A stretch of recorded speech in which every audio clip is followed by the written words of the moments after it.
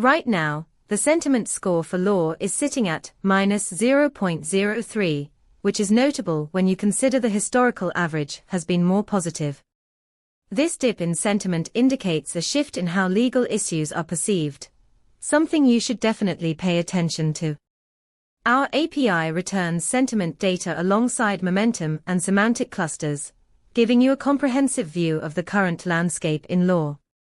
With 20 semantic clusters identified, you can pinpoint specific areas of concern or interest within the legal domain.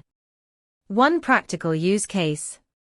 If you're building a legal tech solution, this data can help you tailor your offerings to address the emerging issues that are causing this negative sentiment. For more details, check out pulsebit.lojenterprise.com/docs. Leverage our insights to inform your next move.